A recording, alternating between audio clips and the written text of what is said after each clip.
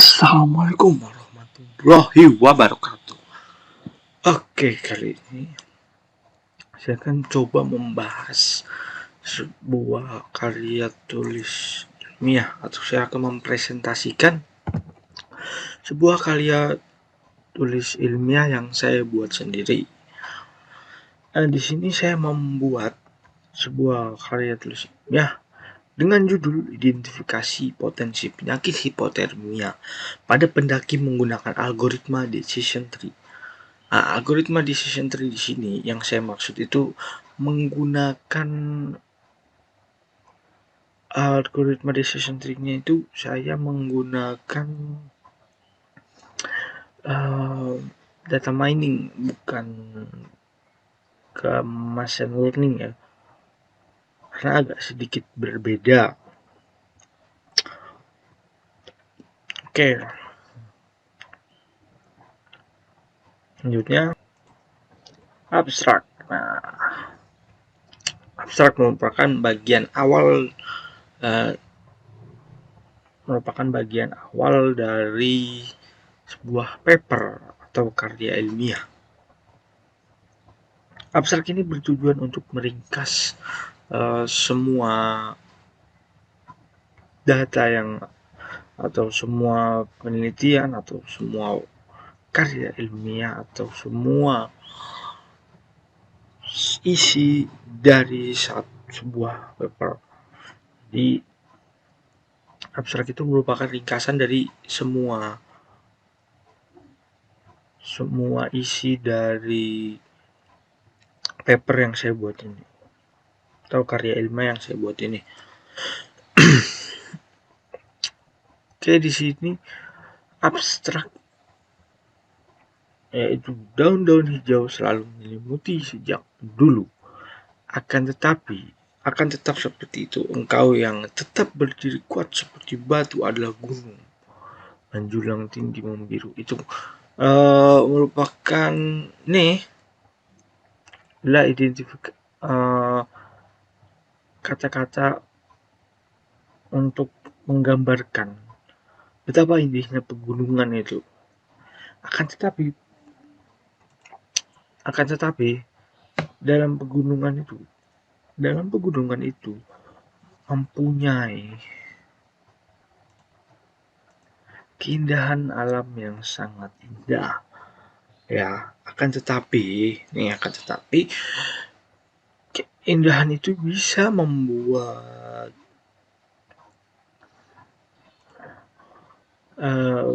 penglihatnya atau yang melihatnya itu lupa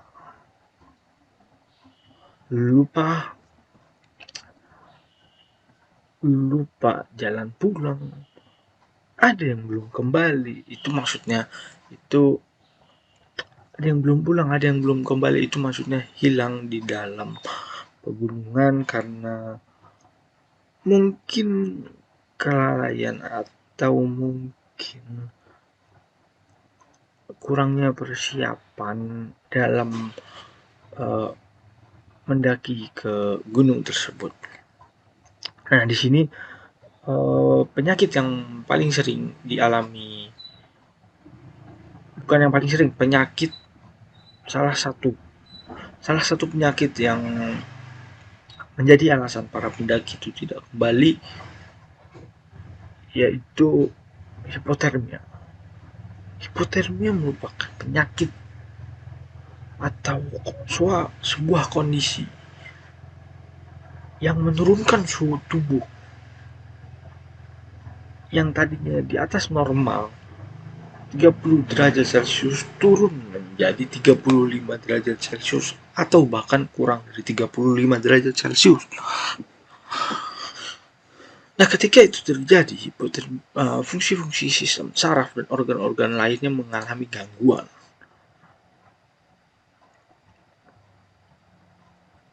Panas pun akan menghilang dari tubuh, bahkan hingga 90%. Itulah bahayanya hipotermia. Maka dari itu di sini saya mau mencegah terjadinya hipotermia bagaimana mencegah terjadinya hipotermia pada pendaki gunung khususnya. Yang saya teliti ini karena pendaki, jadi khususnya para pendaki gunung, di kalangan para pendaki gunung. Nah, latar belakang ini saya buat untuk memenuhi struktur dari karya ilmiah ini. Nah, latar belakang di sini. Fungsinya itu merupakan dasar atau titik tolak ukur dari penelitian yang akan kita lakukan. Maksudnya titik tolak ukur itu memberikan gambaran secara umum kepada para pembacanya. Itulah latar belakang. Ini seperti memberikan gambaran secara umum mengenai hipotermia, bagaimana proses terjadinya hipotermia, dan beberapa derajat Celciuskah jadi hipotermia yang bisa menyebabkan gagal jantung atau bahkan kematian. Dan mengenai penjelasan mengenai metode atau algoritma penelitiannya, data mining, dan algoritmanya decision tree. Oke, selanjutnya kita ke tujuan dan manfaat. Tujuan dan manfaat di sini memiliki 8 tujuan dan manfaat, yaitu decision tree digunakan untuk sistem pengambilan keputusan.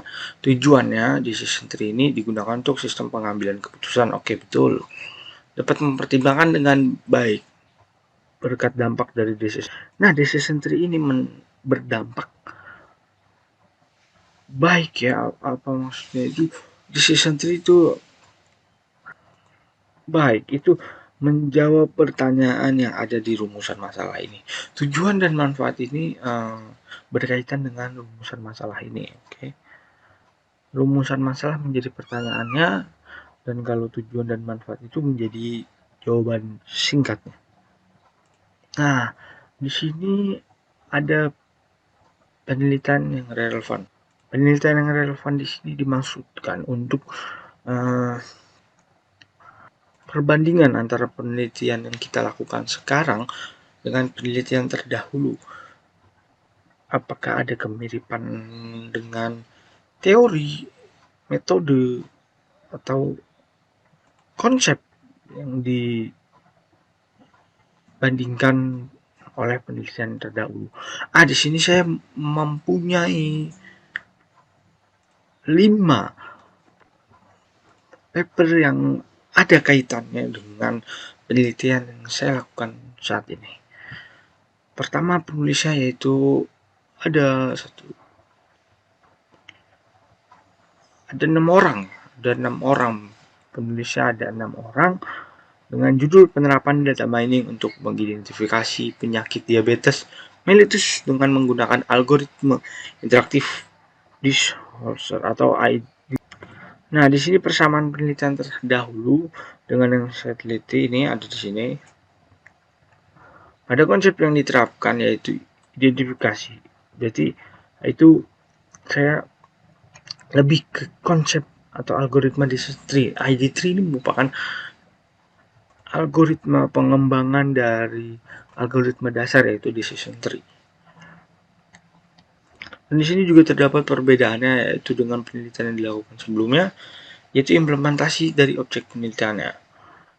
Terlihat jelas bahwa penelitian sebelumnya menggunakan penyakit diabetes mellitus, sedangkan penelitian yang saya lakukan objeknya berupa penyakit hipotermia pada pendaki.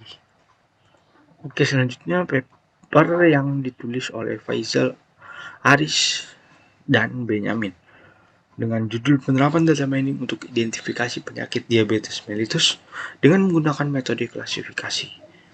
Nah, di sini persamaan penelitiannya dengan penelitian terdahulu dengan penelitian yang saya teliti terletak pada konsep yang diterapkan yaitu identifikasi penyakit menggunakan data mining. Penggunaan paper ini dipilih karena memiliki konsep yang sama untuk identifikasi menggunakan data mining dan untuk perbandingan dari penelitian terdahulu. Perbedaannya dengan penelitian yang dilakukan sebelumnya, yaitu implementasi dari objek penelitian, terlihat jelas bahwa konsep penelitian sebelumnya sama. Yang membedakan jenis dari algoritma penggunaan dan objek penyakit diabetes mellitus. Sedangkan penelitian yang saya lakukan, yaitu objeknya berupa penyakit hipotermia pada pendaki. Dan selanjutnya paper dengan penulis Velia Ica Sukamto dengan judul pengetahuan tentang penanganan hipotermi pada pendaki gunung Diwana, wisata Cemoro Sewu, Gunung Lawu, Magetan. Sini persamaan penelitian terdahulu dengan yang saya teliti terletak pada konsep yang diterapkan, yaitu pendataan fakta mengenai ketidakpahaman para pendaki mengenai penyakit. Ini lebih ke pengetahuan, keterkaitannya lebih ke pengetahuan. Kemudian paper yang dipilih karena memiliki data mentahan yang dapat diolah untuk identifikasi penyakit hipotermia menggunakan algoritma decision tree dan digunakan sebagai perbandingan dari penelitian terdahulu. Perbedaannya dengan penelitian yang dilakukan sebelumnya, yaitu implementasi dari objek penelitian. Lihat jelas bahwa konsep penelitian sebelumnya merupakan data mentahan yang berisi mengenai pengetahuan para pendaki dalam penanganan hipotermia. Selanjutnya paper yang ditulis oleh Randa Abdimulyo, Ekan Fauzi, dan Ari Mulyatini dengan judul terapi selimut aluminium foil sebagai evidence-based nursing untuk meningkatkan suhu pada pasien hipotermi post-operasi. Nah, di sini yang saya ambil itu dari penelitian terdahulu itu terletak pada pengetahuan baru yang dapat diterapkan dalam menangani pendaki yang terjangkit penyakit hipotermia. Penggunaan paper ini dipilih karena memiliki informasi yang dapat digunakan karena selimut aluminium foil yang dapat berfungsi untuk menghangatkan badan bagi para pendaki. Perbedaannya dengan penelitian yang dilakukan sebelumnya, yaitu implementasi dari objek penelitian. Lihat jelas bahwa penelitian sebelumnya merupakan informasi yang dapat membantu penderita hipotermia. Selanjutnya yang ditulis oleh Fauzi Awal Ramdan, Rizal Maulana, dan Wijaya Kurniawan dengan judul Rancang Bangun Pengontrolan Suhu pada Sleeping Bag sebagai tindakan pencegahan pada penderita hipotermia. Persamaan penelitian ini yaitu terletak pada konsep penerapan baru yang dapat diimplementasikan dalam pencegahan pendaki yang terjangkit penyakit hipotermia. Penggunaan paper ini dipilih karena memiliki informasi yang dapat digunakan untuk menghangatkan badan bagi para pendaki dan mampu mengontrol suhu di sleeping bag. Nah, perbedaannya penelitian yang dilakukan sebelumnya yaitu implementasinya dari metode yang digunakan. Lihat jelas bahwa penelitian tersebut menggunakan sistem fuzzy, metode fuzzy sebagai mesin dari sistem controlling suhu pada sleeping bag. Oke, sekarang masuk ke rancangan kerja. Nah, rancangan kerja di sini merupakan rancangan algoritma decision tree-nya. Nah, saya menggunakan decision tree, yaitu algoritma datanya atau rancangan datanya itu seperti ini. Algoritma di sini menunjukkan bahwa kas atau penentu utamanya yaitu dari suhu tubuh. Nah, cara pembacaannya atau pemikirannya atau rule-nya atau jalannya ketika pendaki dites suhu tubuhnya kurang dari 30 derajat Celcius, kurang dari 30 derajat Celcius.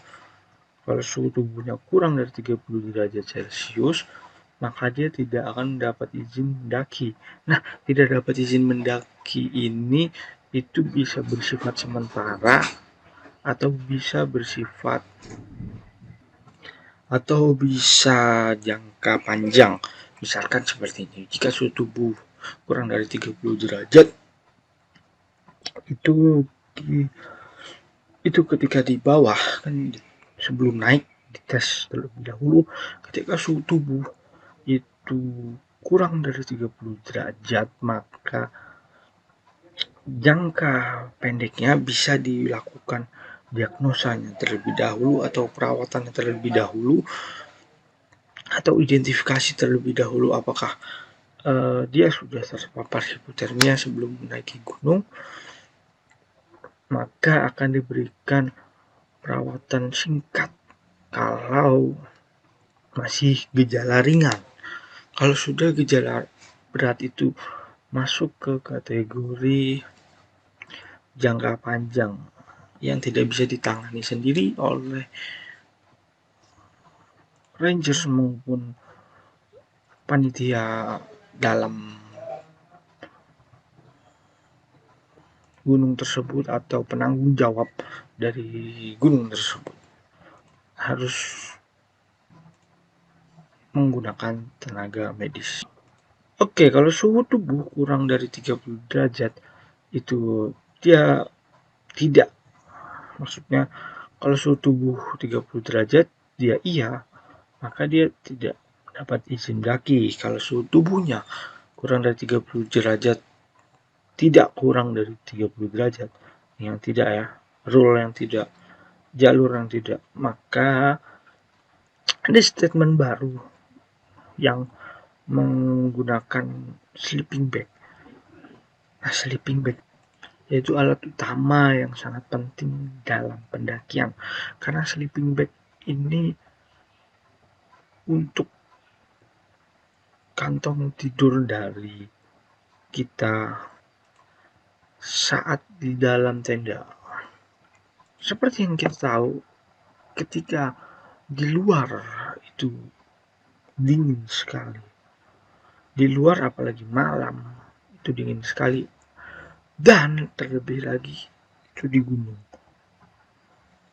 Di gunung itu udaranya tipis dan berada di ketinggian berapa ratus kaki. Ya, berada di ketinggian yang tinggi itu membuat udara tipis dan membuat udara sangat dingin. Maka sangat penting sleeping bag untuk mencegah terjadinya hipotermia. Nah, di sini dari sleeping bag dibuat dua statement lagi. Dua statementnya iya dan tidak lagi. Ada jalur iya dan ada jalur tidak. Kalau dia membawa sleeping bag, kalau dia membawa sleeping bag, ya dia bawa sleeping bag, terus iya nih. Ini kayak kalau bahasa gampangnya, bawa sleeping bag nggak? Nih, ini di statement ini ditanya, apakah Anda membawa sleeping bag? Iya. Kalau jawabannya iya, maka ditanya statement ini lagi dan terus ke bawah. Nah, kalau dia jawab tidak, dia akan diberikan sebuah alternatif dari sleeping bag tersebut. Alternatifnya itu selimut. Nah, selimut ini dari penelitian yang sebelumnya tadi yang saya kutip dari beberapa penelitian terdahulu, bahwa selimut itu bisa merupakan aluminium foil untuk mencegah terjadinya hipotermia. Mungkin selimut di sini bisa membawa dua, selimut biasa dan mungkin selimut aluminium foil untuk berjaga-jaga ya. Karena selimut biasa takutnya kurang efektif dalam menghangatkan tubuh di gunung ya. Oke, ketika jawaban kita sleeping bag bahwa iya, maka selanjutnya kita ke jaket gunung. Nah, dia ada statement jaket gunung lagi. Nah, ketika jaket gunung ini tidak ada, ketika ditanya jaket gunung Anda ada tidak? Ketika dia jawab tidak, atau ketika pendaki itu tidak membawa jaket gunung, maka solusinya menggunakan baju berlapis, lengan panjang berlapisnya itu bisa berlapis 3 lebih ya, nggak boleh 2. Oke, selanjutnya kalau dia jawab iya, nah dia akan ditanyakan kembali ke tenda. Apakah kalian bawa tenda? Nah, kalau bawa tenda di sini, kalau bawa tenda itu harus ada join. Kalau buat tenda, kalau dia tidak membuat tenda, itu biasanya bisa join tim atau pinjam ke teman sesama pendaki. Maksudnya itu hmm, sebelum sebelum berada di kaki gunung itu dia harus punya tenda, karena tenda merupakan hal nomor 3 yang terpenting. Nah, selanjutnya ketika dia jawab iya, dia akan ada statement baju ganti. Nah, statement baju ganti di sini memiliki 2 statement lagi. Ketika dia tidak membawa, dia harus membawa jaket gunung. Ya kan? Ketika dia bawa ditanyakan kembali sepatu gunung. Nah, sepatu gunung ini sebenarnya ada kalau dia tidak bawa sepatu gunung, ini masih bisa menggunakan sepatu berupa sepatu sport itu bisa digunakan, atau sepatu selain hiking, sepatu yang digunakan teknisi, bisa sepatu yang digunakan teknisi itu sepatu wear pack gitu loh. Nah, setelah semua statementnya sudah terpenuhi dari sepatu gunung ini, ketika iya, maka start pendakian. Maka pendakian diperbolehkan atau di. Nah, di sini saya lupa menambahkan statement atau jalur tidaknya. Sebenarnya ini jalur tidaknya itu yang sudah saya jelaskan tadi. Selain sepatu gunung, bisa sepatu sport ya digunakan untuk mendaki. Oke, mekanisme kerja yang tadi saya sudah jelaskan, yaitu mekanisme kerja dari sistem decision tree ini. Ini rancangan kerjanya dan ini mekanisme kerjanya. Nah, mekanisme kerja di sini yang sudah saya jelaskan tadi itu sudah saya tuliskan di sini, kan tetapi tidak saya tulis di sini semua karena